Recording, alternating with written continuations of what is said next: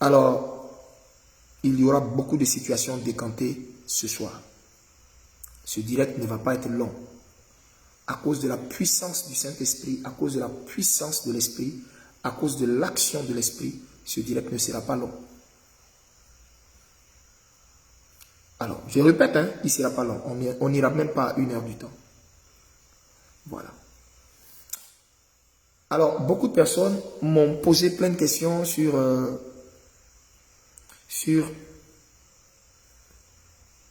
le vaccin Covid.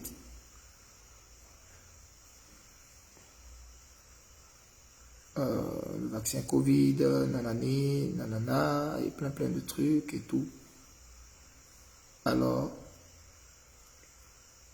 qu'est-ce que Dieu dit de tout ça?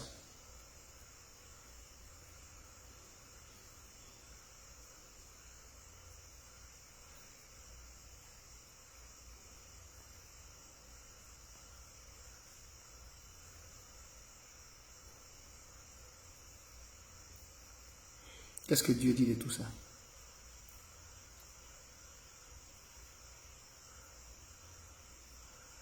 Amen.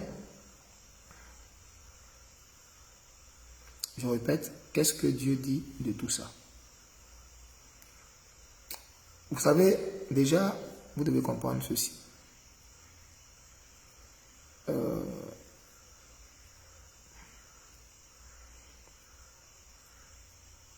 Notre Dieu est un bon Dieu.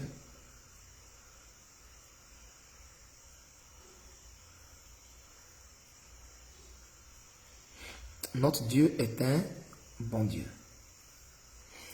Je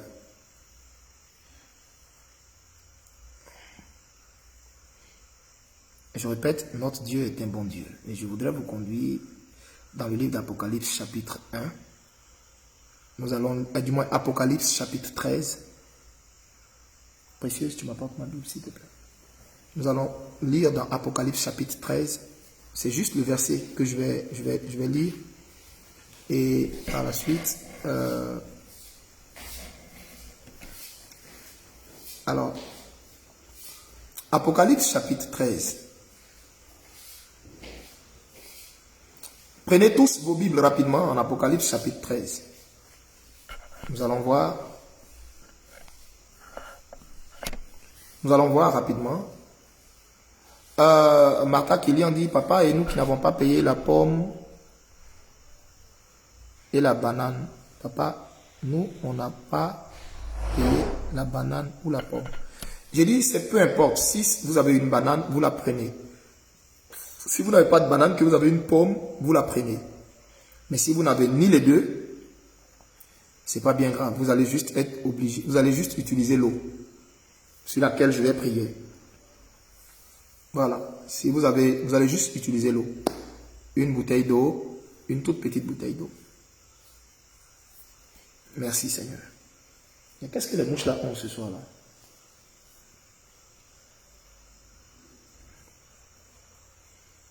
Oh, merci. Si vous avez d'autres fruits en dehors de la banane, de la pomme, chez vous à la maison, c'est pas grave. Prenez. Si vous ne saviez pas, je dis bien si vous ne saviez pas que j'avais demandé que vous preniez ces fruits-là, c'est pas bien grave. Vous pouvez, voilà.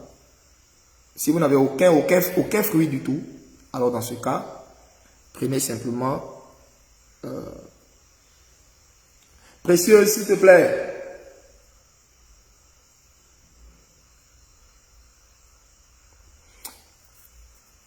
Vous êtes à la page Apocalypse 13.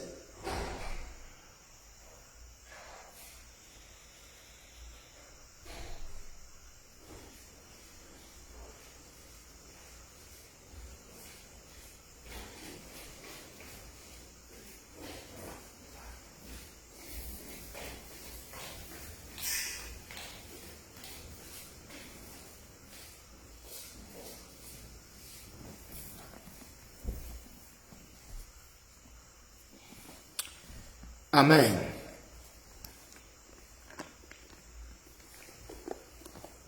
Alors, en Apocalypse chapitre 13, voici ce que nous dit la Bible.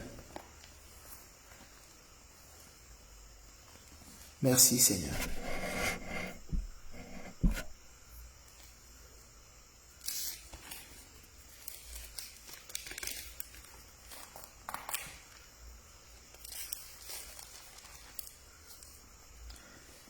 L'apôtre Paul dit, autant pour moi, l'apôtre Jean dit,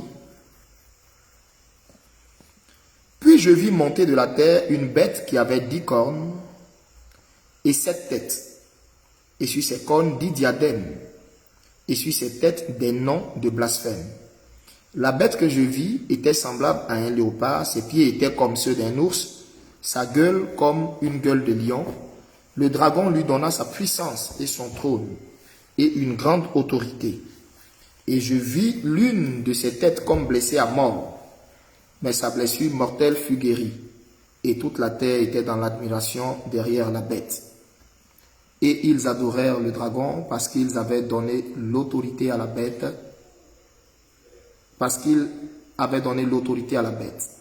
Ils adorèrent la bête en disant, qui est semblable à la bête et qui peut combattre contre elle? Et il fut donné une bouche qui proférait des paroles arrogantes, des blasphèmes, et il lui fut donné le pouvoir d'agir pendant 42 mois. Et elle ouvrit sa bouche pour proférer des blasphèmes contre Dieu, pour blasphémer son nom, son tabernacle, et ceux qui habitent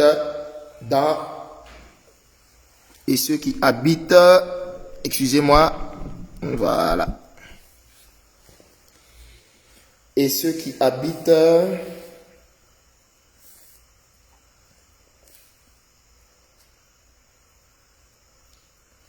j'étais où là? Voilà, et ceux qui habitent dans le ciel. Et verset 7, et il lui fut donné de faire la guerre aux saints et de les vaincre. Et il lui fut donné autorité sur toute tribu, tout peuple, toute langue et toute nation. Et tous les habitants de la terre l'adoreront. J'espère que ce que je lis, vous comprenez très bien. Ce que je suis en train de lire là. Aujourd'hui, je vais répondre à toutes vos questions. Toutes les questions que vous vous posez là. Je vais répondre à tout ça. Donc, écoutez très très bien. Hein. Écoutez très bien. Vraiment, aujourd'hui, ce n'est pas un enseignement. Donc, écoutez très bien. Je vous ai dit que je ne vais pas durer dans ce direct. Écoutez très bien. On dit au verset 7, « Et il fut donné à la bête de faire la guerre à qui? Aux saints. » On va voir qui sont les saints. À qui il a été donné la force, le pouvoir à la bête de faire la guerre. On dit, il lui fut donné le pouvoir de faire la guerre aux saints et de les vaincre. Et il lui fut donné autorité sur toute tribu, tout peuple, toute langue et toute nation. Et tous les habitants de la terre l'adoreront, ceux dont le nom n'a pas été écrit dès la fondation du monde dans le livre de vie de l'agneau qui a été immolé. Si quelqu'un a des oreilles qu'il entende, si quelqu'un mène en captivité, il ira en captivité. Si quelqu'un tue par l'épée, il faut qu'il soit tué par l'épée. C'est ici la persévérance et la foi des saints. Il poursuit.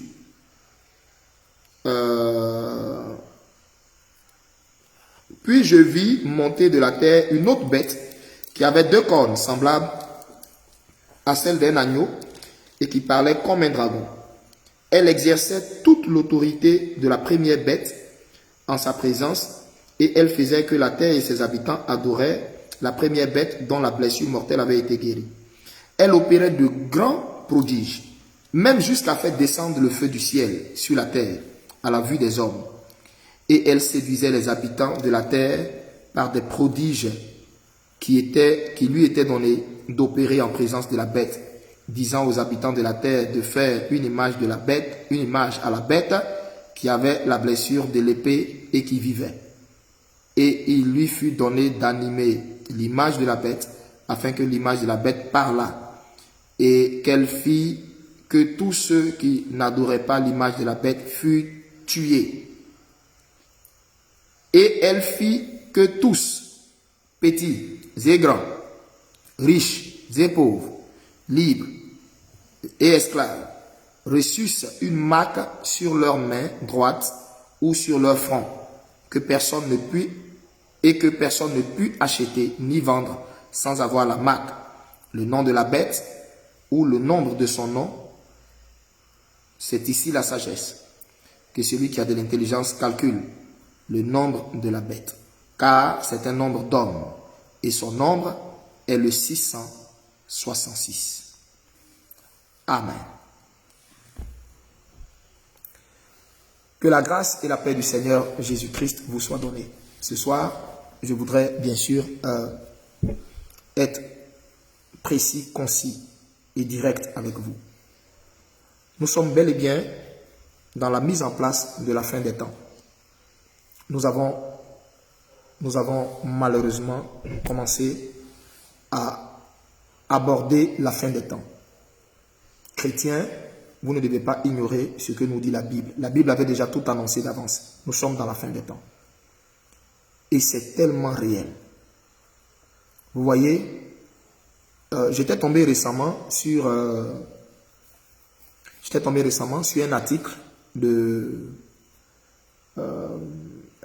presse qui avait dit à l'an 2000, en 2020, l'année passée, la famille Rothschild avait vendu tout ces, comment on appelle ça, toutes ses parts en bourse et ses biens. Ils avaient fermé, paraît-il, leur structure et avaient déclaré, je ne sais pas moi, faillite ou banqueroute ou quoi, je ne sais plus trop. Et tout ça, vous savez, présage de quelque chose de déjà planifié depuis le début. Et cette famille est la famille la plus puissante du monde, sinon l'une des familles la plus puissantes du monde. Et est-ce que vous savez que cette famille joue un rôle important dans le cercle des Illuminati, sinon est le cœur du cercle des Illuminati. Et cette famille est le cœur de la société Illuminati. Le fait qu'elle ait décidé de vendre toutes ses actions, vendre tout, elle est fermée, ça a amené les uns et les autres à se poser des questions. Tout cet argent qu'elle a, en tant que famille la plus riche au monde, comment elle peut déclarer faillite? C'est pas possible. Et cela veut dire cet argent-là a été emmagasiné, mis quelque part pour que quelqu'un vienne avec une extrême richesse pour dire au monde, si vous là, vous ne vous mettez pas ensemble, alors je ne pourrai pas faire du bien à la terre entière. Amen. Je ne suis pas là pour m'attarder et parler sur cette famille. Je suis là juste pour dire.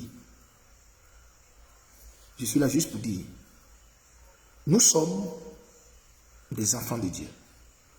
Et en tant qu'enfants de Dieu, nous avons le devoir d'être instruits. Jésus nous a dit,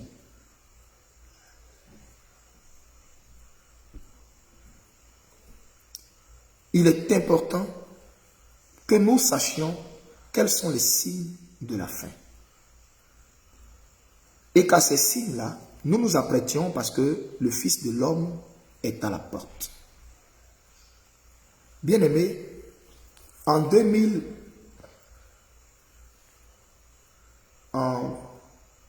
c'est en 2020 ils ont lancé leur Covid là. En 2020,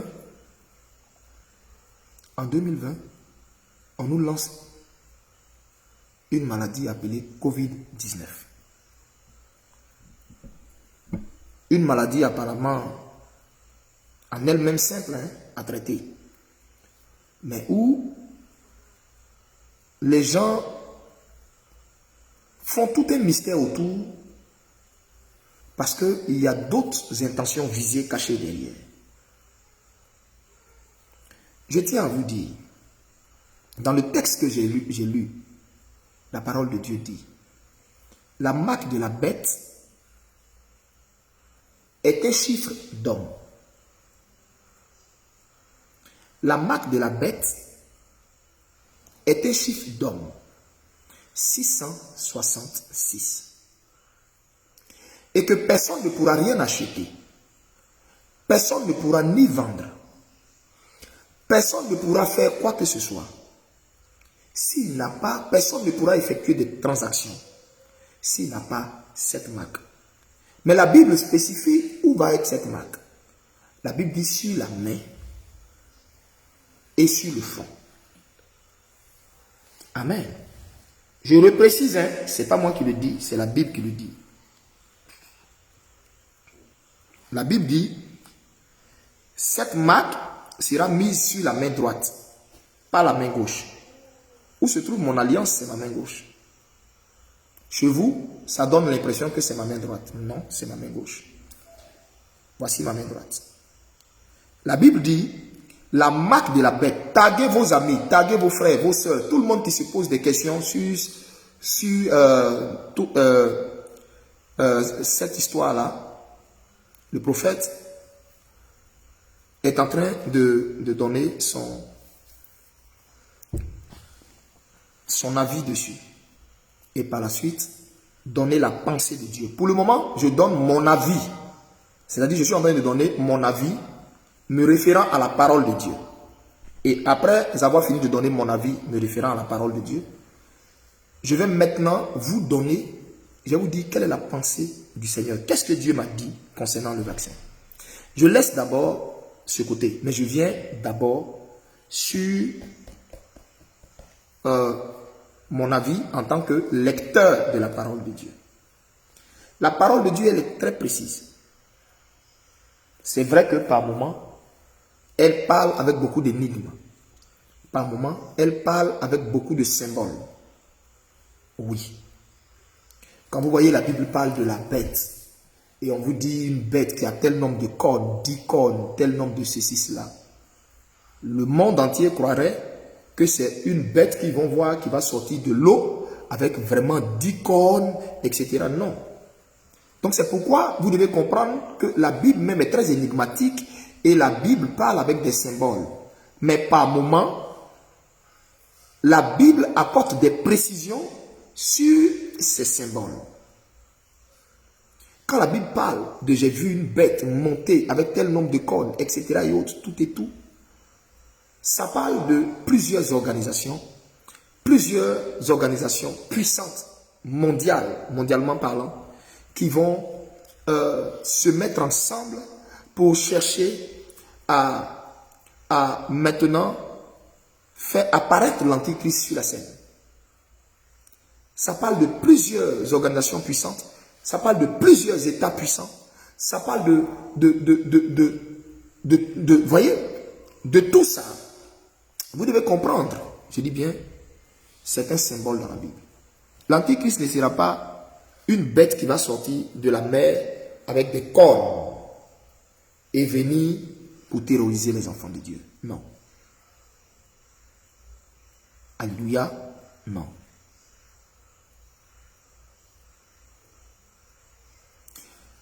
L'Antichrist est un homme.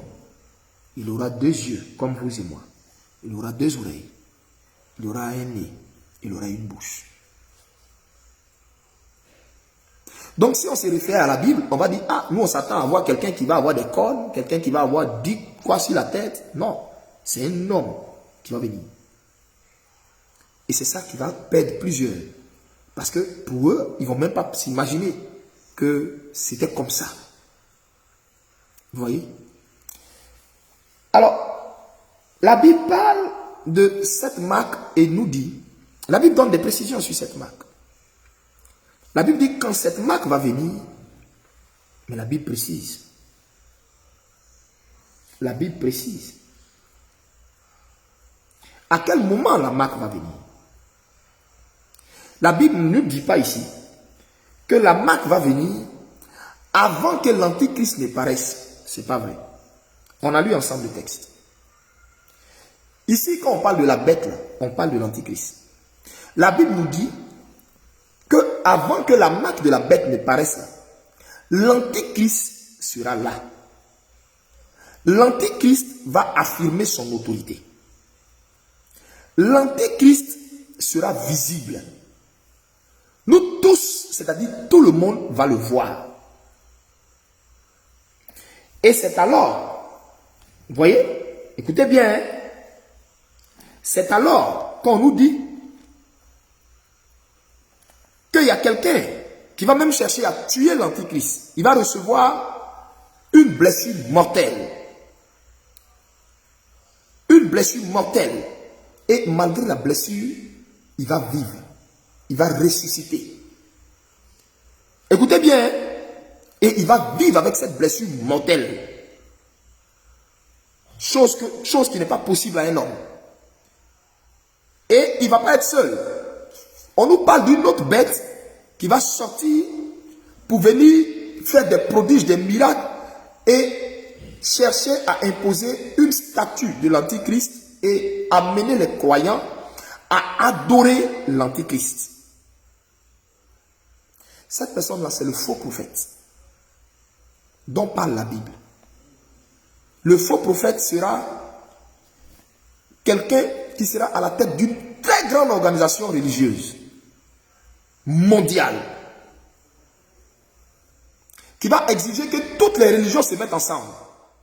Chrétiens, animistes, bouddhistes, catholiques, déima. Il va exiger que tout le monde se mette ensemble pour faire une seule religion et prier non le Dieu et Seigneur de l'univers, Jésus-Christ, mais prier la bête. Donc, ils vont faire en sorte qu'il y ait une seule religion unique. Plus de musulmans, plus de chrétiens évangéliques, plus de catholiques, plus de déima, plus de témoins de Jéhovah, plus de quoi. Non.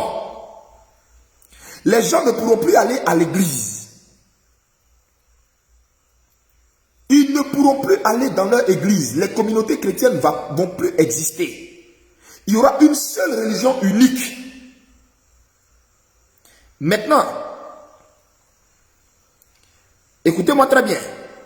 Tous ceux qui ne vont pas entrer dans cette religion unique ou bien qui ne vont pas adorer la bête vont être mis à mort, mais tués atrocement, comme on n'a jamais tué des êtres humains. Ce n'est pas prendre balle et puis tirer sur toi, puis tu es mort, non. Hein. C'est-à-dire te faire souffrir comme... C'est-à-dire te faire souffrir jusqu'à ce que toi-même tu appelles la mort. Et la Bible dit, Jésus a dit en Matthieu 24, en ce temps-là, la mort même va fuir loin des hommes. Les gens vont appeler la mort va fuir. La mort même ne va pas venir. Vous n'avez pas idée de la souffrance que va faire connaître la souffrance que va faire connaître le monde à l'antichrist. Et du moins, la souffrance que va faire connaître le monde, du moins, la souffrance que l'antichrist va faire connaître au monde, autant pour moi. Vous n'avez pas idée. Après, on va repartir sur Matthieu 24 et vous allez voir ce que Jésus lui-même dit de ces temps. Il dit malheur aux femmes qui vont être enceintes. Malheur aux gens.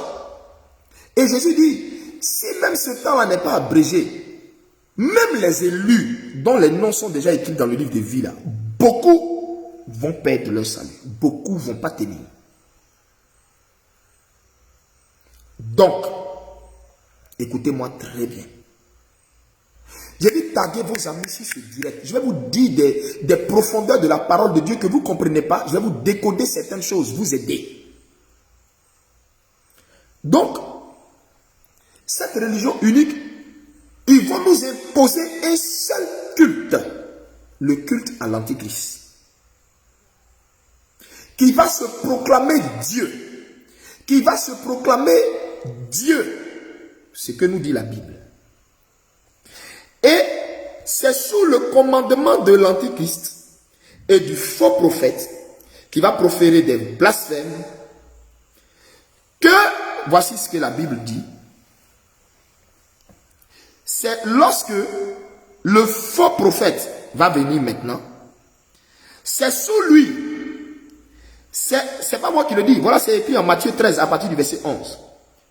Ici, on parle de la deuxième bête, c'est-à-dire le faux prophète. C'est sous lui. La Bible dit, il va faire des miracles inimaginables au point où le feu va descendre comme au temps d'Élie. Mais ça sera plus que pour eux. C'est-à-dire le feu va descendre du ciel. Les gens vont voir ça. Des choses que les gens n'ont jamais pensé possible comme miracle. Il va faire tout ça. Satan va prêter sa puissance à l'antichrist et aux faux prophètes. Ils vont faire des choses qui vont dépasser le monde. Et c'est sous l'antichrist. Vous voyez, au verset 14 de Apocalypse 13. Apocalypse 13 dit, cette bête-là, elle séduisait les habitants de la terre par des prodiges qui lui étaient donnés d'opérer en présence de la bête, c'est-à-dire en présence de l'antichrist, disant aux habitants de la terre de faire une image de la bête. Donc, c'est le faux prophète qui va initier, qui va amener maintenant le culte à l'antichrist. C'est le faux prophète qui va exiger que tout le monde entier prie la statue de l'antichrist. Comme les gens aiment bien prier devant des statues là, comme les gens aiment bien prier devant des statues et des grottes là, vous aurez l'occasion de prier devant statues. Ne vous inquiétez pas, ce temps-là vient. Où vous allez prier devant statues. De force. La Bible dit, écoutez-moi bien, c'est lui qui va exiger aux habitants de la terre d'adorer l'image de la bête qui a été blessée par l'épée. Maintenant, on lit le verset 15. Apocalypse 13, toujours le verset 15. Et il lui fut donné d'animer l'image de la bête. C'est-à-dire, afin que l'image de la bête parlât. Regardez, l'antéchrist va exiger qu'on fasse une grande statue de la... du moins, le faux prophète va exiger qu'on fasse une grande statue de l'antichrist. Et cette statue-là va parler. Est-ce que vous m'entendez? Cette statue-là va parler. Vous qui dites que les statues que vous voyez, vos statues vous parlent. Telle personne vous est apparue, vous a parlé là. L'antichrist, comme vous aimez l'idolâtrie là, comme votre cœur est porté sur l'idolâtrie là, la Bible dit, la statue de l'antichrist va parler. Va se... Écoutez-moi très bien. Et par la suite, on dit, afin que ceux qui n'adoraient pas l'image de cette statue, l'image de cette bête-là, ils seront tous mis à mort. Mais ce n'est pas des morts douces. Ce n'est pas des morts un coup bobo. Non. On va voir ce que Jésus dit de cette mort-là. Jésus dit, les gens vont réclamer la mort va fuir devant eux. Tu as déjà vu la mort refuser de prendre quelqu'un? Tu as déjà vu la mort refuser de prendre un corps, un cadavre? Tu as déjà vu la mort qui est fatiguée de boire du sang de quelqu'un? Mais on dit en ce temps, la mort même là, va se reposer. Les gens vont chercher la mort ne va pas venir. Pourquoi? Parce que Dieu va laisser l'antichrist sur un temps précis faire ce qu'il a à faire. On va continuer au verset 16 de Apocalypse 13.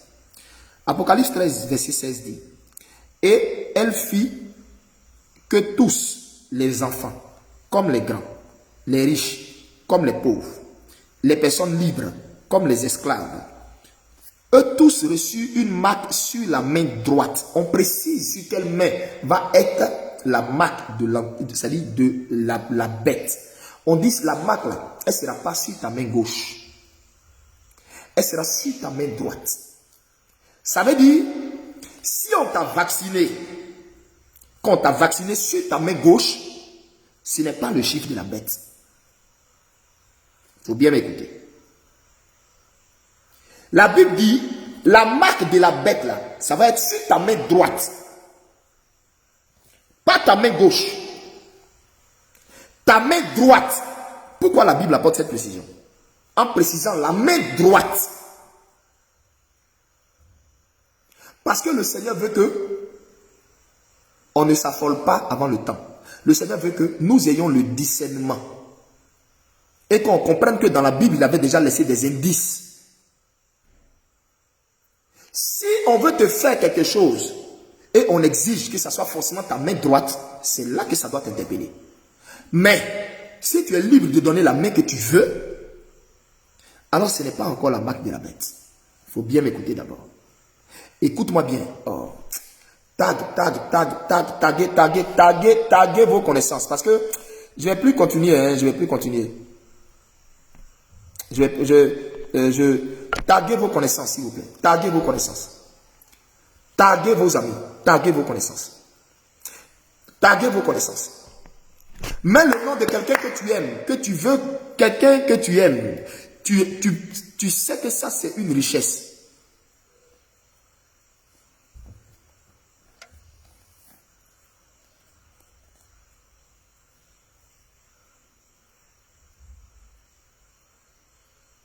Nous sommes 556 personnes.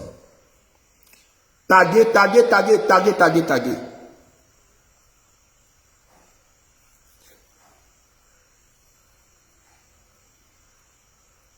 J'ai dit taguer, mais je ne vous vois pas taguer vos connaissances. Taguez les gens, taguez-les et partagez ce direct-là. Je veux un maximum de partage. Partage ce direct-là. Si tu ne partages pas, Jésus va te demander des comptes, il va te juger sur ce que je suis en train de dire. Pourquoi? Parce que il faut que des gens entendent. Les gens sont déjà en train de paniquer un peu partout avant le temps. Il faut qu'ils entendent. Nos hommes de Dieu, au lieu de prêcher la vérité, au lieu de prêcher l'évangile, on est en train de prêcher aux gens, tu seras béni. Viens faire une offrande, tu seras béni. Viens faire ceci, tu seras béni. Viens faire ta. Et le peuple est troublé. Les gens ne savent même pas à quel saint se vouer. Les gens sont paniqués. Les gens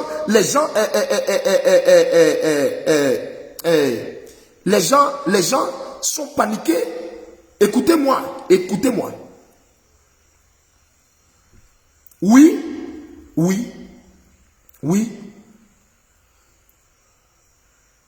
Il y a encore des hommes de Dieu. Je n'en suis pas le seul, je ne suis pas le seul. Des hommes de Dieu encore cachés certainement dans l'ombre. À qui? Dans la bouche de qui? Dieu a mis l'évangile vrai. Mais dans les églises, oui, viens, Dieu va te bénir, viens, tu vas te marier. Les temps dans lesquels on est là, on ne parle pas de mariage. On est dans la fin des temps. Toi, c'est le mariage qui t'intéresse. Il ne faut pas chercher à voir que dit la Bible, que dit ça là, pour ne pas rater ton salut, pour ne pas que l'antichrist vienne te marquer à vie. Parce qu'on va voir ce que nous dit la Bible. Hein. Tous ceux qui vont prendre la marque de l'antichrist là, c'est fini. Il n'y a pas de salut pour eux.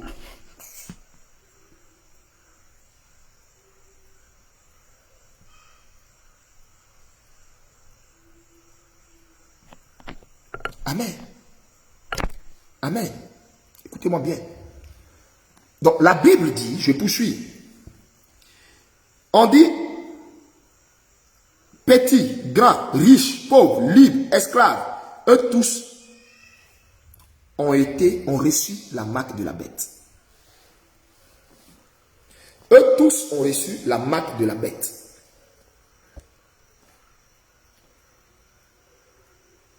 Donc, pour que tout le monde reçoive la marque de la bête, ça veut dire elle va être imposée et obligatoire. Vous comprenez maintenant? Pour que tout le monde reçoive la marque de la bête, là, la Bible dit elle va être imposée. Ils vont l'imposer. Le système en place va l'imposer de sorte à ce qu'elle soit obligatoire. Pourquoi? Comment est-ce qu'ils vont faire pour l'imposer? On dit, je reviens, écoutez bien, hein, on dit, et elle fit, on parle du faux prophète et son patron l'antichrist. On dit, ils feront en sorte que tous, petits, grands, riches, pauvres, libres, esclaves, reçus une marque sur leur main droite ou sur leur front. On précise où va être On précise où va être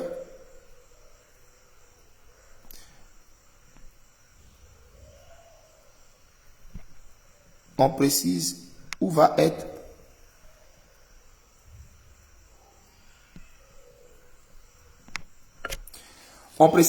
être cette marque. On dit sur ta main droite et sur ton front.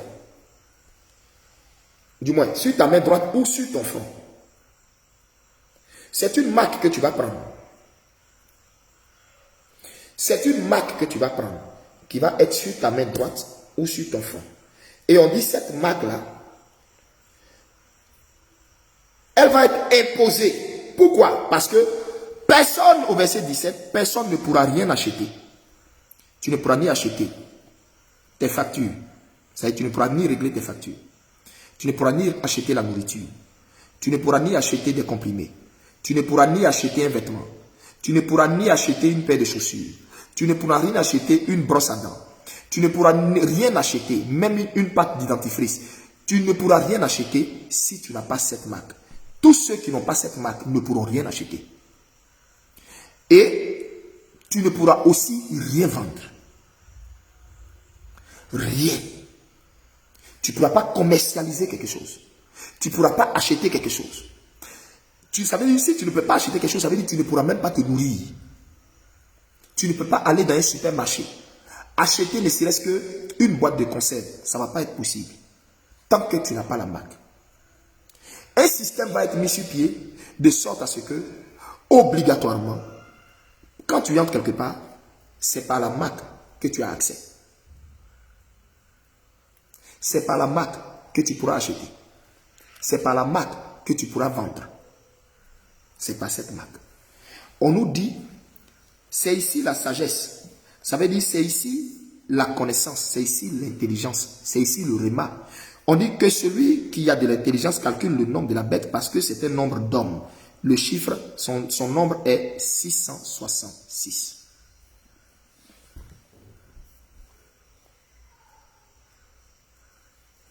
Alléluia. Alors, selon la Bible, le chiffre 666 est un nombre, ou un nom, est un nombre d'hommes, selon la Bible. Maintenant, la bête de laquelle la Bible parle, la bête de laquelle la Bible parle, la première bête, à savoir, avec toutes ses cornes et autres, symbolise le système mondial. Hein? Symbolise le système mondial. Amen.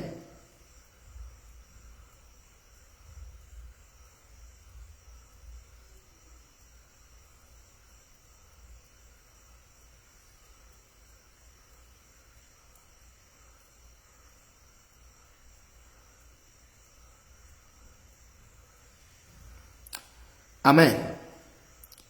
Donc, le chiffre 666, là, le chiffre 666,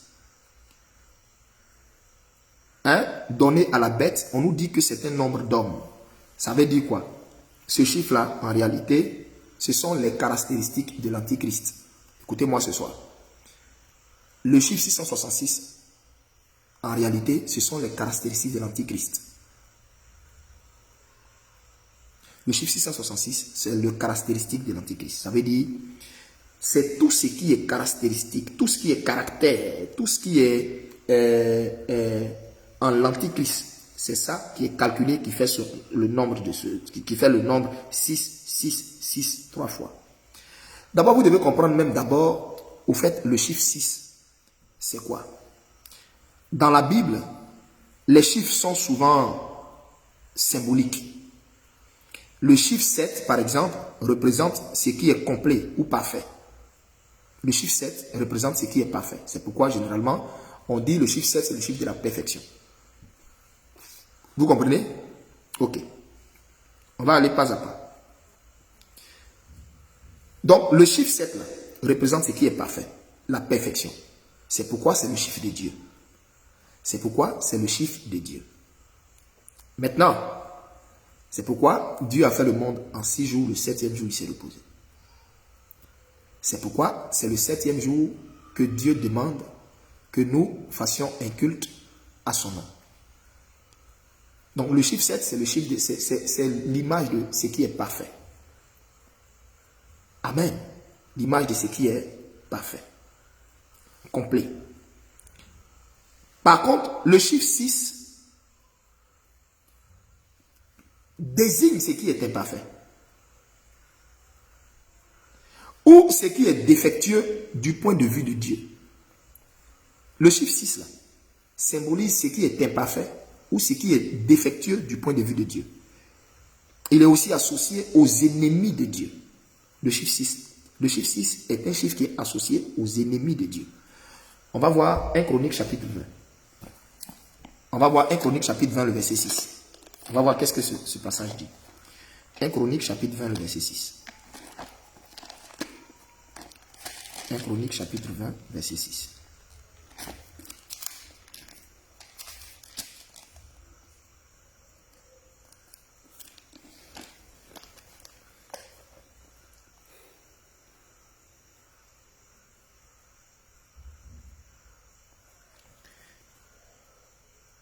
Un Chronique chapitre 20, le verset 6 dit, il y eut encore une bataille à Gad. Il s'y trouvait un homme de haute taille qui avait 6 doigts à chaque main et 6 pieds, 24 en tout, et qui était issu de Rapha. Cet homme-là jeta un défi à Israël. Amen. Et Jonathan, fils de Chiméa, frère de David, le tua. Donc, vous voyez,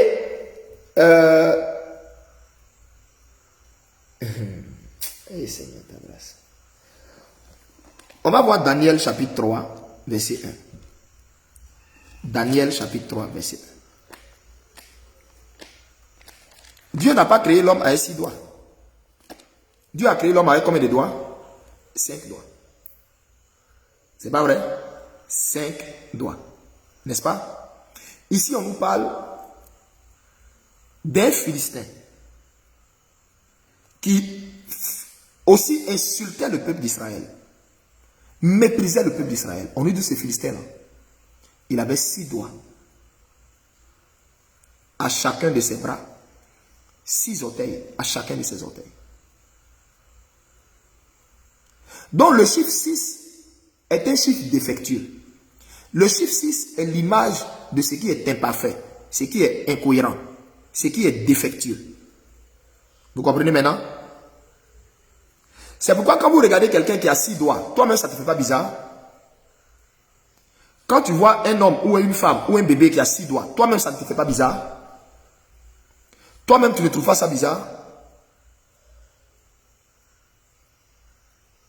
Ok. Parce que le chiffre 6 est un chiffre qui est incohérent. Alors, on va lire Daniel 3, verset 1.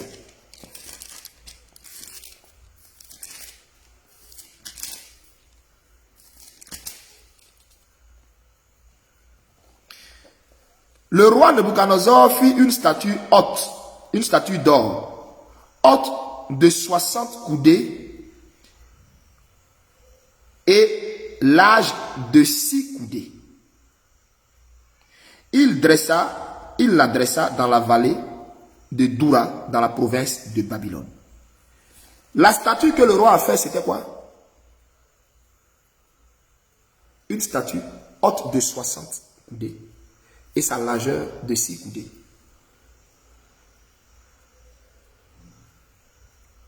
Amen. Amen.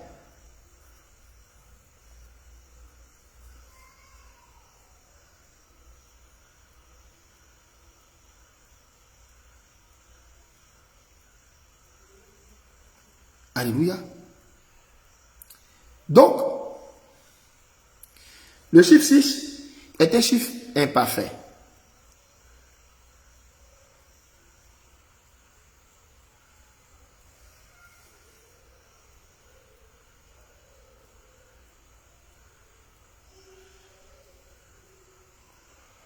Amen. Alors, je poursuis. La Bible accentue l'idée en mentionnant 3 fois le chiffre 666.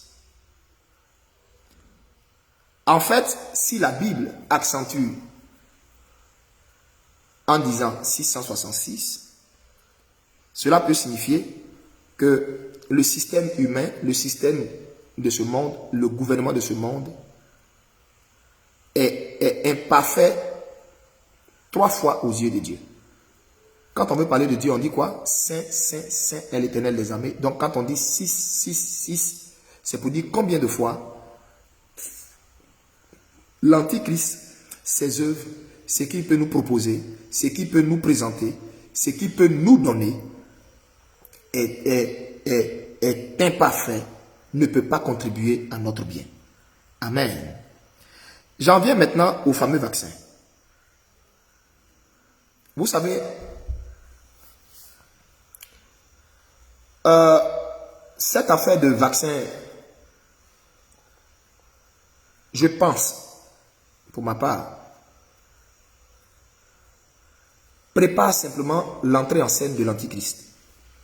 Je sais une chose, l'Antichrist est déjà parmi nous. Il est là, il est bel et bien là, il est là. Il se fait juste instruire, former par les meilleurs chercheurs, les meilleurs professeurs, les meilleurs savants, dans un endroit tenu, certainement secret, où là-bas, on prend soin de lui et il est en train de recevoir toute l'instruction de son père, Lucifer. Vous comprenez? L'Antichrist est déjà parmi nous. Il est là. C'est parce qu'il est là que le système mondial est en train de chercher à accélérer les choses pour voir si l'humanité est prête à obéir, si l'humanité est prête à tout ce qu'eux ils vont proposer, si l'humanité est prête à tout ce qu'eux ils vont apporter. C'est pourquoi ils ont lancé un premier texte expérimental par cette affaire de Covid-19. C'est pour préparer le monde entier à ce qu'ils veulent faire à la suite. En fait, il faut d'abord voir si le monde va nous faire confiance.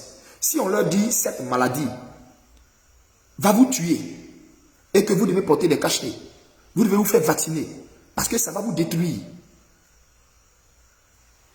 Ils veulent voir si le monde est prêt à les suivre de sorte à ce que eux ils mettent la marque du diable sur tout le monde. Donc l'Antéchrist, leur maître est déjà là. Il est en train de leur dire d'accélérer les choses. Il est en train de leur dire d'accélérer les choses. Donc du coup,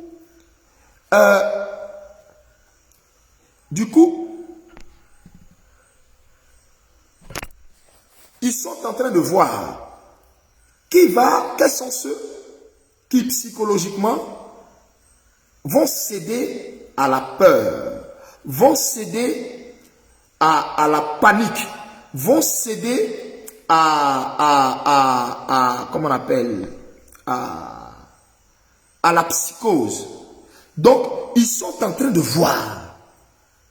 Parce qu'ils ne peuvent pas venir un coup comme ça et puis venir imposer une religion mondiale à tout le monde.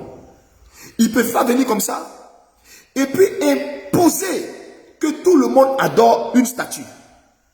Ils ne peuvent pas venir comme ça et imposer que tout le monde prenne une marque. Alors, qu'est-ce qu'il faut faire? Il faut inventer une maladie qui dans son sens même est vide, qui dans son sens même ne pèse rien. Il faut inventer une maladie, la lancer, s'aimer la psychose, s'aimer la panique, faire fermer les stades de football, faire fermer les écoles, faire fermer les églises, et tout le monde entre dedans. L'église qui est censée être la lumière du monde entre dedans. L'église qui est censée avoir les Écritures comme boussole entre dedans, tombe dans le piège. Parce que simplement, ils sont encore sur une affaire de test expérimental pour voir est-ce qu'ils peuvent rendre tous les humains obéissants. Donc, ce fameux vaccin vient dans la continuité de la chose pour soumettre chacun afin de briser la volonté de chacun, de briser le droit à la liberté de chacun, de briser le droit à la raison de chacun.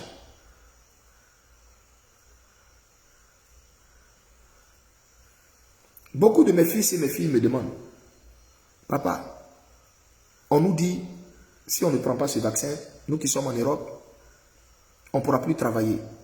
Oh papa, il faut qu'on travaille pour payer notre maison. Papa, il faut qu'on travaille pour nous occuper de notre famille. Papa, il faut ceci, papa, il faut cela. Alors, voici maintenant ce que moi je vais vous dire. Ce qui n'est pas le fruit d'une conviction est péché. Ce qui n'est pas le fruit d'une conviction est péché. Dieu a créé l'homme libre. Dieu a créé l'homme libre. Écoutez-moi attentivement. Dieu a créé l'homme libre. Vous savez que même le salut, Dieu ne nous oblige pas à l'accepter. Je vais vous dire des vérités, hein? Écoutez-moi. Même accepter Jésus là, ce n'est pas obligé. Jésus ne nous oblige pas. Décider d'aller au ciel ou décider de prendre le chemin de l'enfer là, c'est un choix. Ce n'est pas une obligation. Jésus ne te force pas à venir à l'église. Tu comprends? Pourquoi? Parce que dès le commencement dans le jardin d'Éden, tu as été créé comme étant un être libre. Tu as été créé comme étant un être libre dans le jardin d'Éden. Libre de tes prises de décision. Libre de tes prises de décision. Dans le jardin d'Éden, pourquoi Dieu a permis qu'il y ait les deux arbres, l'arbre de la connaissance du bien et du mal et l'arbre de la vie? Aujourd'hui, je vous explique le remarque. Dieu voulait te dire à quel point il t'a créé libre, à quel point tu as le libre arbitre. En fait, Dieu a mis les deux arbres. Vous qui vous plaignez, pourquoi Dieu a mis les deux arbres? Il a mis les deux arbres pour dire, je suis ton Dieu, je t'ai fait à mon image, je veux que tu restes avec moi ici, dans ce jardin. Que nous continuions de vivre en symbiose. Mais tu n'es pas obligé. Voici deux arbres. Voici un arbre, si tu as mangé ça, ça va te mener à la mort. L'autre arbre, si tu l'as mangé, tu as la vie éternelle. Donc l'homme pouvait aller prendre l'arbre de la vie éternelle là. Mais l'homme a délibérément décidé d'aller prendre l'arbre qui le mène à la mort. Donc Jésus t'a créé, Dieu t'a créé comme une entité libre. Tu es libre. Même ton créateur ne t'oblige pas à l'accepter. Il te propose que je suis le chemin, la vérité et la vie. Nul ne vient au Père que par moi. Tu vois? Est-ce que Jésus t'oblige? Est-ce que Jésus est venu dans ce monde avec une machette? Est-ce que Jésus nous a contraints à devenir chrétiens?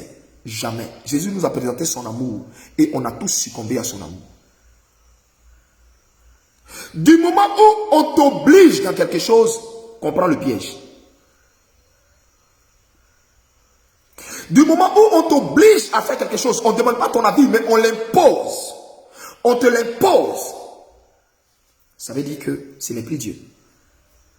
Du moment où on te l'impose, ça veut dire qu'on veut t'arracher le sens de la liberté. Ça veut dire qu'on veut t'arracher ton bien le plus précieux, la liberté. Ce qui fait de toi un être différent des autres animaux, tu es libre. Et du moment où on veut te soumettre, il y a problème. Normalement, si quelque chose est bon pour ta santé, normalement, si quelque chose est bon pour ton bien-être, on te fait des propositions. On te dit, voici, ça là c'est bon, hein, ça soigne tant, ça soigne tant, ça soigne tant. Et puis tu décides d'y aller. Mais du moment où on te l'impose, ça veut dire maintenant, commence à entrer en prière.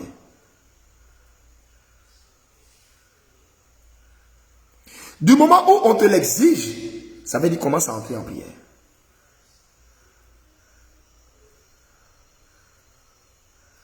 C'est tout. C'est ce que Dieu me met à cœur de te dire. Faut-il faire ce vaccin? Ne faut-il pas faire ce vaccin? Je crois t'avoir répondu avec la sagesse de Dieu. Je dis, Dieu t'a créé libre. Dieu t'a créé libre. Dieu t'a créé libre. Ce qu'on te contraint à faire, ce qu'on t'oblige, là où on fait fi de ta liberté, de ton droit à la liberté, il y a un piège démoniaque en bas. Il y a un piège démoniaque en bas. Parce que le diable, son rôle, c'est de nous assujettir. Or, Jésus vient pour que nous soyons libres.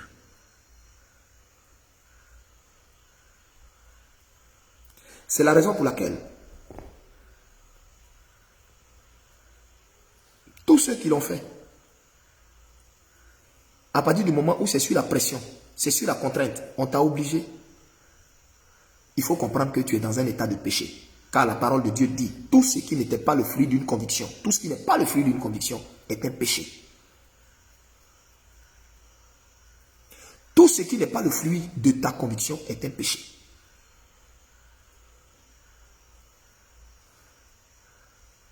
On ne fait pas les choses, on ne suit pas le Seigneur parce que tout le monde le suit. On suit le Seigneur parce qu'on est convaincu de le suivre.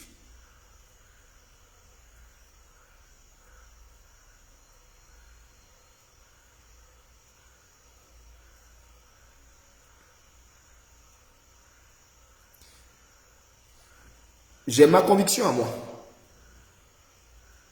Tu as ta conviction à toi. Beaucoup de personnes insultent ma tête. J'ai vu des gens, ça fait tellement pitié. J'ai vu des soi-disant évangélistes, d'après eux, évangélistes, chantres, je ne sais pas quoi. Ou, je ne sais pas moi, sous un poste que mon équipe de com a partagé concernant le ministère des chantres. J'ai vu plein de propos où certains même sont venus s'attaquer à ma coupe de cheveux. Mais si tu t'attaques à la coupe de cheveux de quelqu'un et puis tu vois que depuis ça est encore sur sa tête, ça veut dire qu'il faut te taire. Ça veut dire qu'il faut te taire. Je dis ça pourquoi? Vous voyez ma coupe de cheveux? Je la laisse ainsi parce que je suis convaincu de la laisser ainsi. Le jour où je serai plus convaincu de la laisser ainsi, voilà ne plus l'avoir sur ma tête. Tout ce qui n'est pas le fruit d'une conviction est un péché. Donc vous savez pourquoi vous parlez de ma coupe de cheveux et ça me glisse sur le corps? Je suis convaincu. Dans mon âme, je suis convaincu de la laisser ainsi. Sinon de le laisser ainsi. Le jour où mes cheveux, je les coupe, je ne suis plus convaincu. C'est que Dieu m'aura parlé. Je ne suis plus convaincu. Mais ça ne sera pas sur toi ta contrainte. Ça ne sera pas parce que toi tu trouves que ça ne fait pas pasteur. Ça ne sera pas parce que toi tu trouves que ça ne ressemble pas à l'évangile. Je me moque de ce que tu penses. Mais tu n'as même pas idée comment je me moque de ce que tu penses. Mais je me moque royalement de ce que tu penses. Parce que je n'ai pas de compte à te rendre, toi. J'ai un compte à rendre à une seule personne. Celui qui est le gardien de mon âme. C'est à lui seul j'ai un compte à rendre. Pas à toi. Tu comprends? Donc, que tu aimes ma coupe de cheveux, c'est toi qui vois. Que tu ne l'aimes pas, c'est toi qui vois. Que tu aimes ma prédication, c'est toi qui vois. Que tu ne l'aimes pas, c'est toi qui vois. Que je sois l'homme de Dieu que tu détestes, c'est toi qui vois. Tu comprends? Mais moi, personnellement, ça me glisse sur le corps.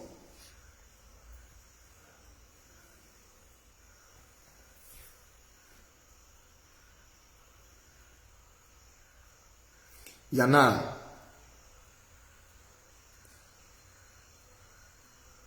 qui veulent forcément que je parle d'eux, je ne vais jamais parler de toi. Parce que tu n'es pas servant de Dieu. C'est un esprit python qui t'anime. C'est un esprit python qui t'utilise. Mais je ne sais pas qu'est-ce que tu as et tu souffres tellement à telle enseigne que tu te sens obligé de toujours t'asseoir et puis de parler de prophète Didier dans tes vidéos. Bon, tu vois, tu fais, il ne te répond pas. Tu sais pourquoi il ne te répond pas? Parce que toi et moi, on n'est pas du même camp. On n'est pas du même royaume. Ici, là, je parle à mes abonnés parce qu'on est du même royaume. Mais toi, je ne te réponds pas parce que ça sera diminuer le Seigneur que de te répondre même. Il y a des gens qui font des vidéos, des soi-disant prophétesses là, et qui disent ce qu'ils ont envie de dire. Mais, je n'ai pas ce temps-là. Je n'ai même pas ce temps. Toi, personnellement, je n'ai même pas ton temps.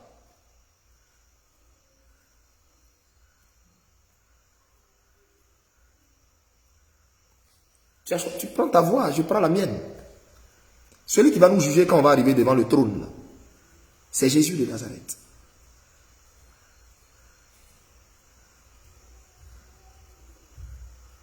C'est Jésus de Nazareth. Jésus vous a rendu libre à la croix. Par sa mort, il a brisé toutes les chaînes de servitude, les chaînes de ta famille qui te soumettaient à la servitude, à l'esclavage. Les chaînes de servitude, là, Jésus les a brisées. Que personne ne te rende esclave. Parce que tu es libre. Parce que tu es libre. Si déjà, pour un petit test, on te dit, si tu ne te fais pas tant, ou tu ne te fais pas vacciner, tu n'as pas voyagé. Tu ne te fais pas vacciner, tu vas perdre ton travail. Tu ne te fais pas vacciner, ton dossier tu fais, tu ne vas plus faire. Hein? C'est pour ça. Parce qu'on t'a effrayé un peu au travail, tu trembles déjà. Mais vraiment, vraiment, j'ai pitié pour ton âme. J'ai pitié pour ton âme. Si pour ça tu trembles déjà, j'ai pitié pour ton âme. Tu sais pourquoi? J'ai pitié pour ton âme à cause du simple fait que, mais quand l'Antichrist va venir, et puis lui, il va dire personne ne peut acheter ni vendre. Personne ne peut faire quoi que ce soit. Mais c'est que là, tu as damné ton âme. Tu vas prendre, c'est-à-dire le chiffre 666 là même sera écrit en gros caractère. Si déjà, ce petit vent-là, tu es incapable, si ce petit vent-là, tu es incapable de garder, si ce petit vent-là, excusez-moi, si ce petit vent-là, si tu es incapable de garder ta foi et puis dire on ne me soumettra pas. Christ m'a rendu libre. Christ m'a rendu libre. Écoutez-moi. Quel genre de chrétien vous êtes et vous ne supportez même pas un peu l'épreuve? La Bible dit, les maris de Magdala, les Pierre, les Paul ont accepté qu'on les crucifie la tête en bas pour leur conviction, pour leur croyance. Ils ont préféré qu'on les crucifie la tête en bas pour leur foi. Mais quel genre de chrétien vous êtes, vous les gens de ce siècle? Et puis parce qu'on dit, on va t'arracher ta pitance en nourriture. On va t'arracher ta nourriture pour ça. Oh Seigneur. Ça veut dire même que si l'Antichrist vient, que l'Antichrist demande, mais à te coucher à gauche, à droite, mais tu vas céder. S'il demande à te coucher à gauche, à droite, sinon, on t'arrache tes biens, on t'arrache ton argent, on t'arrache tout, tu vas céder. En fait, ce petit test-là est là pour mettre à l'épreuve ta foi et puis montrer si ta foi même est solide. Par ce petit test-là, vous tous qui avez succombé là, c'est une manière de te dire que toi qui es là, tu n'es même pas affermi pour le ciel. Ton ciel est risqué. Si petite épreuve te fait trembler comme ça, et puis tu es pressé d'aller prendre vaccin. C'est-à-dire, ça montre même combien de fois, il n'y a aucune assise dans ta foi, aucune racine dans ta foi. Ça montre combien de fois tu es fébrile. Mais et quand le gros lot va venir demain? Et quand leur corps même va venir demain? Quand leur corps va venir demain, parce que la Bible dit, mais attendez, je vais vous lire ce que Jésus dit de l'Antichrist. Je vous l'ai dit, je serai l'homme de Dieu que vous allez le plus mépriser. Parce que la vérité de Jésus-Christ, là, je vais la dire. La vérité de la parole, là, je vais la dire. Ce qu'on ne vous dit pas dans vos églises, là, je vais la dire. Donc, je serai la personne que vous allez mépriser. Je vais te lire ce que Jésus lui-même dit de l'Antichrist. Matthieu 24. On va lire Matthieu 24.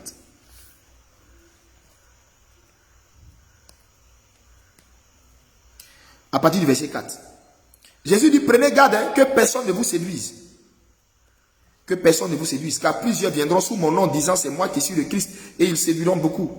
Vous entendrez parler de guerre, de bruit de guerre. Gardez-vous d'être troublés. Car il faut que ces choses arrivent, mais ce n'est pas encore la fin.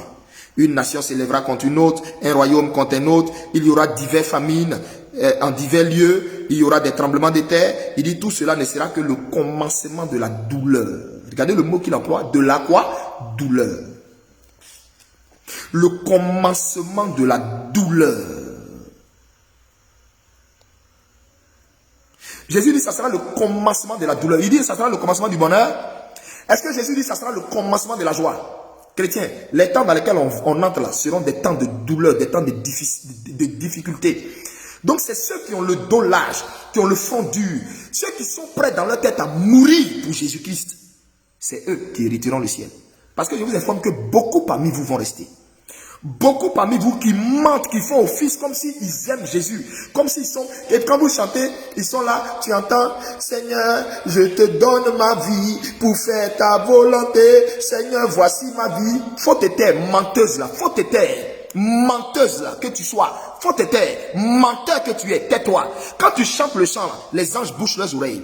Quand toi tu chantes le chant là, les anges bouchent leurs oreilles. Parce qu'ils savent que ce que tu dis est un pur mensonge. À la moindre épreuve, tu trembles. À la moindre épreuve, tu cours. À la moindre épreuve, tu te compromets. À la moindre épreuve, ta foi vacille. À la moindre épreuve, tu paniques.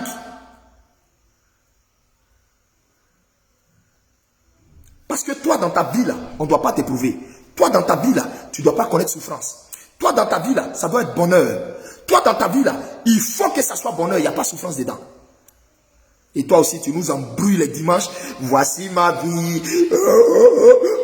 Pour faire ta volonté. Tu racontes quoi? Tu racontes quoi? De quelle volonté? La volonté de Dieu, toi, tu peux la supporter?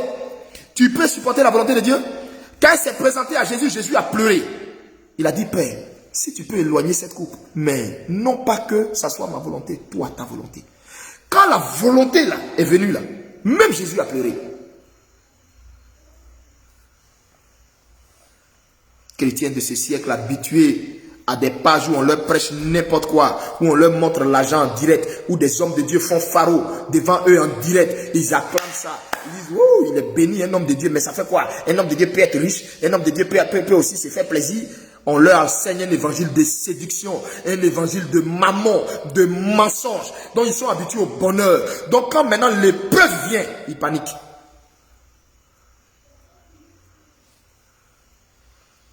Donc quand l'épreuve vient, il panique. Parce qu'elle n'est pas habituée à un évangile qui doit préparer son âme, son esprit aux tribulations. Tribulation, là, elle ne fait rien à ça. On lui a dit Jésus bénit, Jésus enrichit, Jésus élève.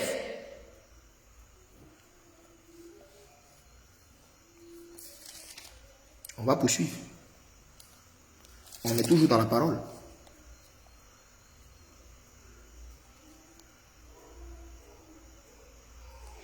Au verset 9, Jésus dit, alors on vous livrera au tourment. Quels sont ceux qu'on va livrer au tourment? Quels sont ceux qu'on va livrer au tourment? Ceux qui vont décider de ne pas se compromettre. Ceux qui vont décider de ne pas se compromettre. On dit, on les livrera au tourment. C'est ce que ça veut dire? On va les tourmenter à mort. Et l'on vous fera mourir. Et vous serez haïs de toutes les nations à cause de mon nom. Alors, plusieurs succomberont. Tu entends ce que Jésus dit? Ici, là, ce n'est pas un apôtre qui parle, hein, c'est Jésus lui-même qui parle. Plusieurs succomberont.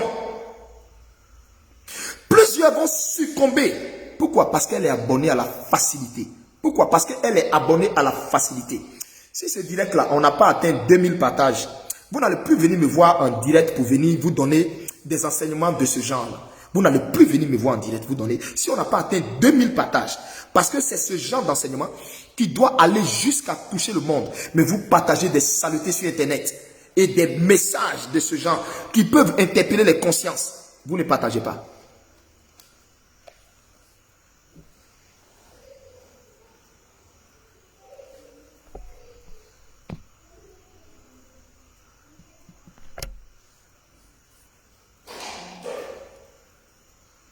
Amen. Je poursuis. Il dit, alors plusieurs succomberont et ils se trahiront. Il y aura beaucoup de traîtres dans la fin des temps. Parce que eux, ils ne voudront pas souffrir. Il dit, ils se trahiront les uns les autres. Verset 11. On est dans Matthieu 24. Plusieurs faux prophètes s'élèveront. Ils séduiront beaucoup de gens. Et parce que l'iniquité sera accrue, la charité d'un plus grand nombre se refroidira. Mais celui qui persévérera jusqu'à la fin sera sauvé. Le Seigneur dit, cette bonne nouvelle du royaume sera prêchée dans le monde entier pour servir de témoignage à toutes les nations. Alors viendra la fin. Écoutez bien. Il dit, c'est pourquoi lorsque vous verrez l'abomination de la désolation dont a parlé Daniel, établie en lieu saint, que celui qui lise fasse attention, alors que ceux qui sont en Judée fuient les montagnes. Que celui qui sera sur le toit ne descende pas. Que celui qui sera sur le toit de sa maison, c'est Jésus qui parle, ne descende pas en ce temps-là. Il dit que celui qui sera dans les champs ne retourne pas en arrière pour prendre son manteau. Malheur aux femmes qui seront enceintes et à celles qui allaiteront ce temps-là. On parle des temps de l'Antichrist. On parle du temps de l'Antichrist. Il dit, priez pour que votre fuite n'arrive pas en hiver ni un jour de sabbat. Maintenant, le verset qui est choquant. Écoutez, je vais arriver maintenant sur le verset choquant. Le verset 21. Il dit, car alors la détresse sera si grande qu'il n'y en a pas eu de pareil depuis le commencement du monde jusqu'à présent. Et il n'y en aura jamais après. Donc, et il dit au verset 22, et si ces jours n'étaient pas abrégés, personne ne serait sauvé. Mais à cause des élus, ces jours seront abrégés. Waouh! Le jour où j'ai lu ça, j'ai été choqué. Jésus dit, au temps de l'Antichrist, depuis le monde des mondes, il n'y a jamais eu pareille cruauté, il n'y a jamais eu pareille souffrance, il n'y a jamais eu pareille épreuve qui va arriver au monde et surtout aux chrétiens. Vous entendez? Ça veut dire les Chaka Zulu qui ont pris des bois pour mettre dans le derrière des gens, pour les crucifier, bois dans leur derrière. Les Hitler que les gens ont jugés et ont trouvé que c'est l'homme le plus cruel de tous les temps. On dit les Hitler là, ça c'est petit. C'est Jésus même qui parle. Il dit, il n'y aura jamais eu pareille douleur depuis la fondation du monde, depuis l'époque d'Adam et Ève. Et il n'y en aura jamais. Si déjà tu trembles pour des petites choses, tu succombes facilement parce qu'on dit oui, tu as pu travailler. Tu succombes facilement parce qu'on dit oui, voilà. Mais et demain, c'est que Jésus a décrit là. Quand ça là, ça va arriver là, tu as fait comment? Quand ça là, ça va arriver là, tu as fait comment? Quand ça va arriver, tu as fait comment? Quand ça va arriver, tu as fait comment? Quand ce qu'il a décrit va arriver, tu vas faire comment? Toi qui te dis chrétien, tu vas faire comment? Ce que le roi a décrit, quand ça va arriver, tu vas faire comment?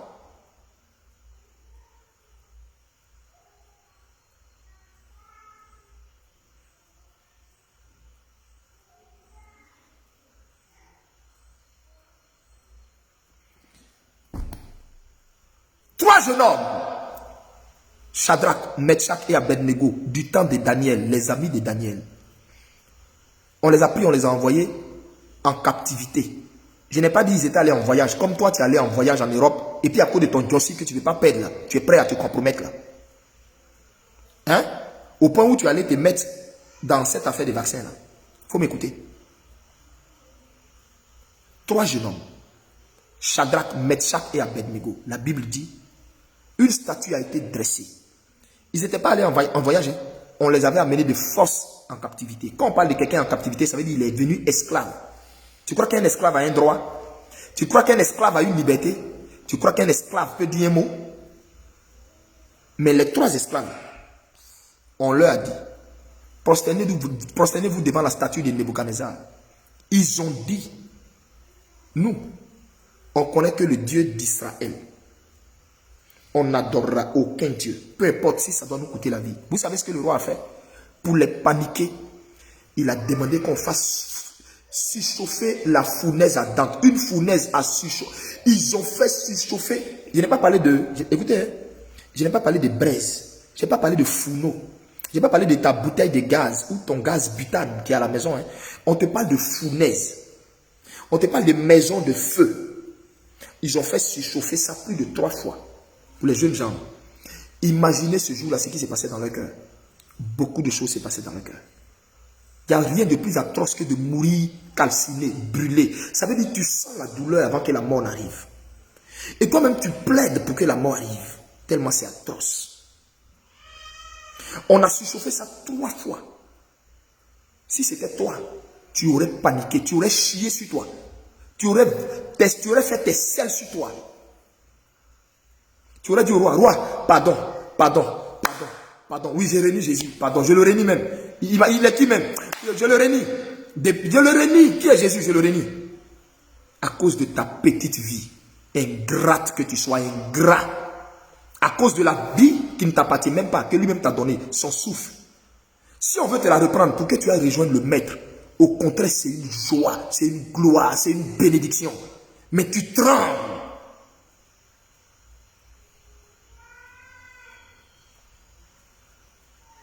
Comme quelqu'un même ne peut pas souhaiter la mort, sinon.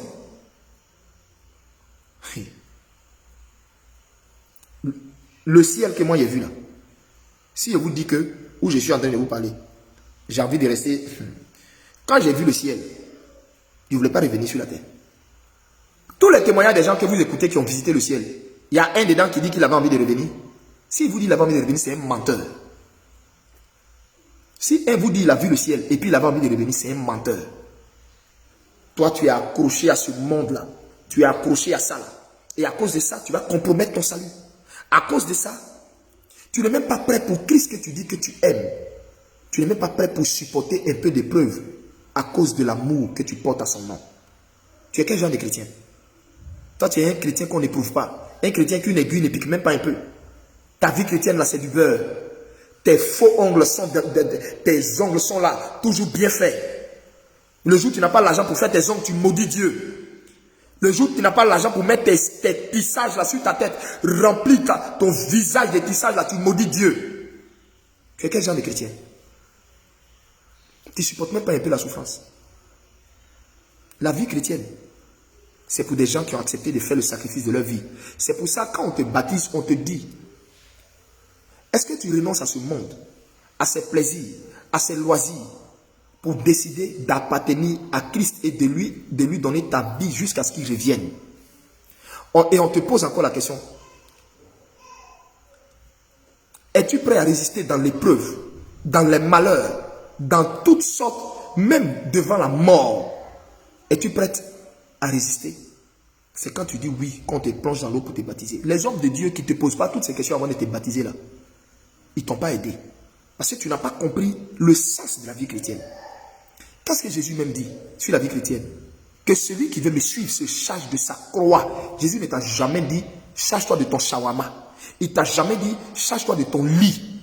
Tu entends lit dedans? Il dit croix. Croix, c'est croix. Ça veut dire quoi? Celui qui veut me suivre, qu'il se charge de toutes les épreuves que cela peut accompagner. Ça veut dire le renoncement de soi.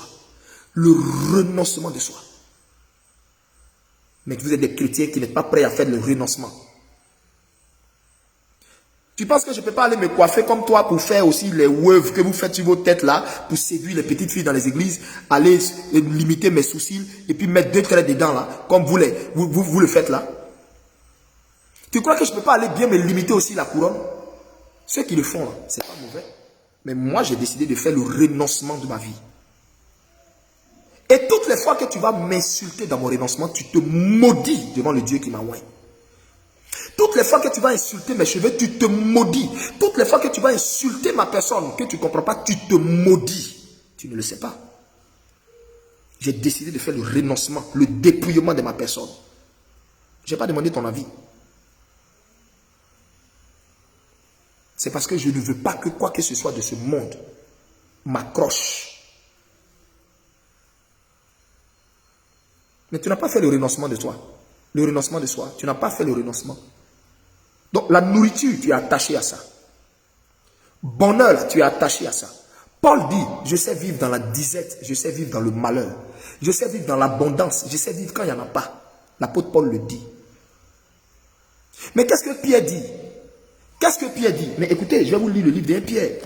Pierre dit, mais bien aimé, acceptez que votre foi aussi soit mise un peu à l'épreuve pour que votre foi soit épurée, éprouvée comme on éprouve l'or. Parce que c'est quand on éprouve l'or dans le feu qu'on voit la valeur de l'or. On voit si c'est vraiment de l'or ou pas. L'or passe dans le feu pour qu'on voit sa valeur. C'est comme ça. Pourquoi tu ne veux pas que ton Dieu aussi te fasse passer dans le feu pour voir la qualité de ta foi, la qualité de ton amour, intercesseuse de pacotille, et chrétien de pacotille, chrétien 2.0, chrétien à 2 balles, qui est incapable de faire le sacrifice de sa vie.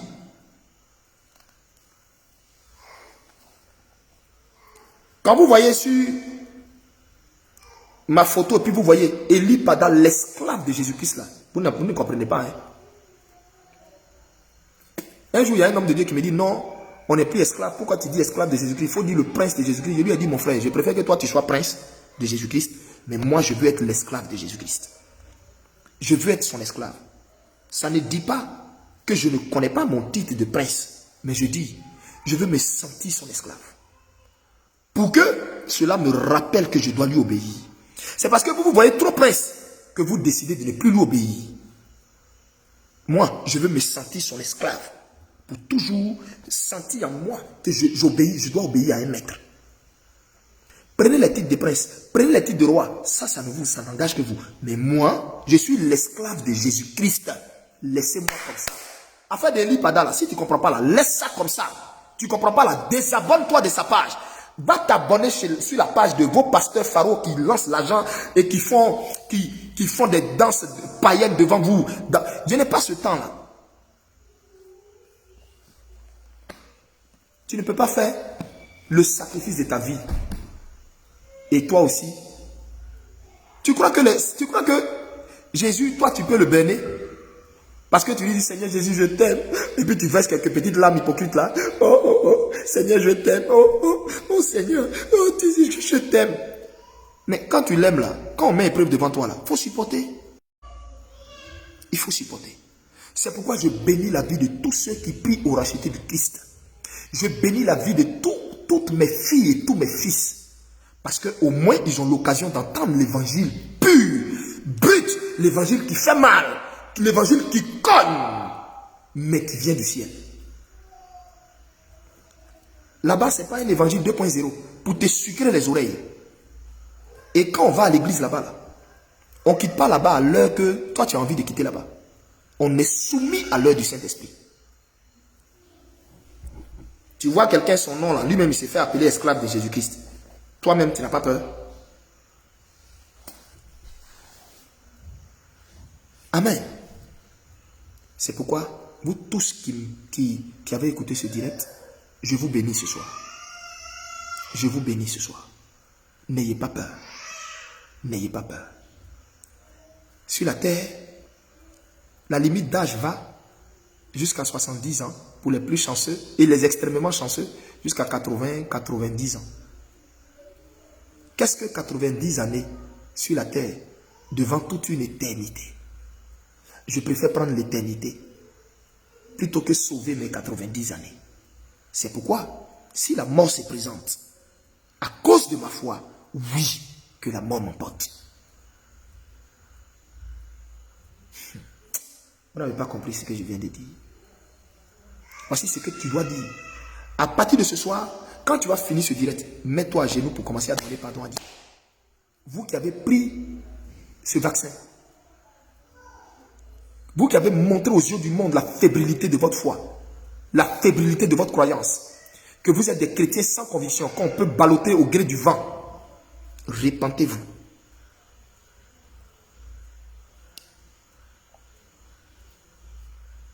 Vos soi-disant pasteurs qui vous disent non, j'ai prié pour toi et puis tu vas aller prendre le vaccin, etc. et autres là. Ce n'est pas l'évangile qu'ils sont en train de vous prêcher. Ce n'est pas l'évangile en train de prêcher. Ce qui te dit là, c'est des bêtises. Parce que le vrai sens, c'est quoi? Il est en train de préparer une chrétienne prête à des compromissions. Or, au temps de l'Antichrist, la Bible dit, beaucoup vont céder aux compromissions.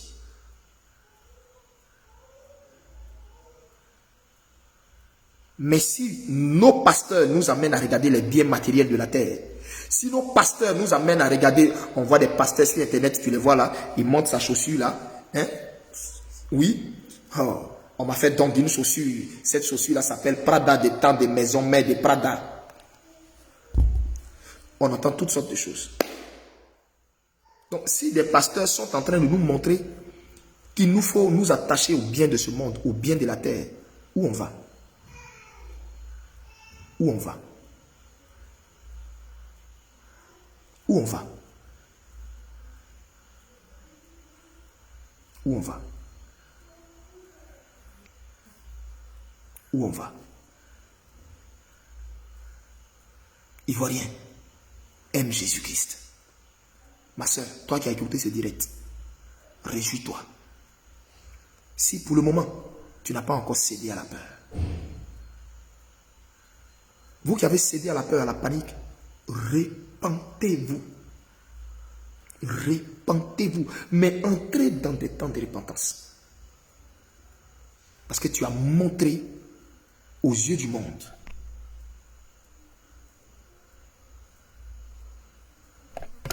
Tu as montré aux yeux du monde la fébrilité de ta foi. Oh, les maris de Magala acceptaient. Les maris de Magala acceptaient qu'on les brûle pour leur foi. Pendant qu'on la brûle, elle chante. Pourquoi? Parce qu'elle a une vision du Fils de l'homme qui l'attend. Qui dit, Marie, viens. Viens, viens voir ce qu'il y a ici. C'est parce que tu n'as jamais vu le ciel que tu as peur de perdre la terre. Ce soir, je devais prier pour les fruits. Je devais prier pour tous les malades. Mais le Saint-Esprit ne me convainc plus.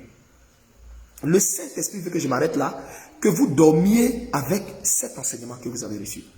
Parce que si je viens apporter la prière de guérison, la prière pour les malades, ça va enlever le caractère puissant que je veux que vous gardiez. La prière pour les malades, on va la faire demain. On va la faire demain. Pour ne pas que ta banane se décompose, mets-la comment on appelle ça, au réfrigérateur, mets ta pomme, laisse ta pomme, ta banane, mets-la au réfrigérateur. Ou si vous qui n'avez pas payé de banane, ou qui n'avez pas payé de pommes, ou qui n'avez pas vos bouteilles d'eau, demain, allez payer vos bouteilles d'eau, parce que demain, vendredi, le prophète sera en direct pour prier pour tous les cas impossibles. Tous les cas de blocage, tous les cas impossibles en direct. Il n'y aura pas d'enseignement. Quand tu vas me voir en direct, c'est pour libérer les grâces. Libérer les grâces et il y aura des paroles de connaissance en direct. Et des gens vont appeler. Que Dieu vous bénisse. Parce que, avec la puissance de l'enseignement que le Seigneur a donné là, si je vais apporter, je vais venir prier, oui, je brise, recevez l'onction, tu vas vite oublier ce que j'ai dit. Je veux que, de toute façon, le Saint-Esprit t'a cogné ce soir. Je veux que tu dormes avec. Et que tu pleures pour dire, Seigneur, je vois que je ne suis même pas une véritable chrétienne parce que ma foi est faible, ma foi vacille, ma foi a cédé si facilement. On m'a même pas mis d'accord beaucoup. On m'a effrayé un peu seulement. Et puis j'ai paniqué.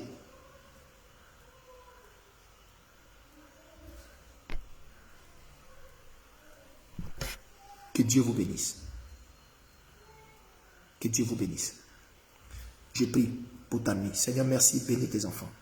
Garde-les, garde leur nuit. Souviens-toi d'eux. Que cet enseignement demeure gravé dans leur cœur. Enlève la peur.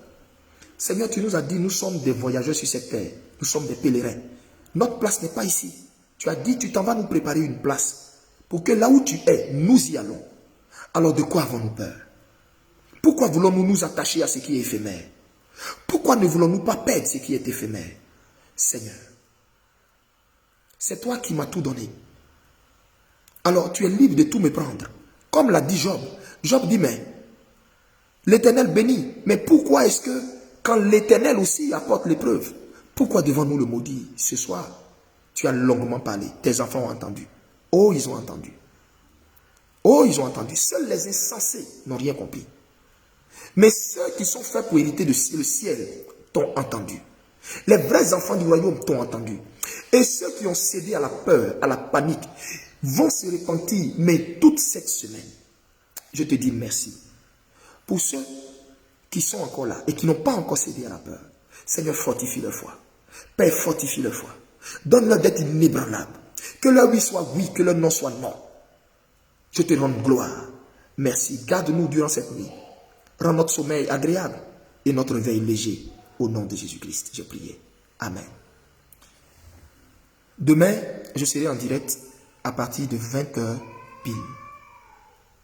Je répète, non, à partir de 21h pile. Demain, je serai en direct à partir de 21h pile. Payez tous soit une banane ou une pomme. Je n'ai pas dit une banane et une pomme. Soit une banane et une pomme. Selon ta préférence, ce que tu aimes. C'est ça, tu payes. Plus une bouteille d'eau. Une toute petite bouteille d'eau minérale. Mettez ça juste à côté de vous. Connectez-vous à 21h. Je vais prier. Tout ce qui est blocage dans ta vie, l'eau sur laquelle je vais prier, va balayer tout ça. Dieu vous bénisse. Shalom chez vous.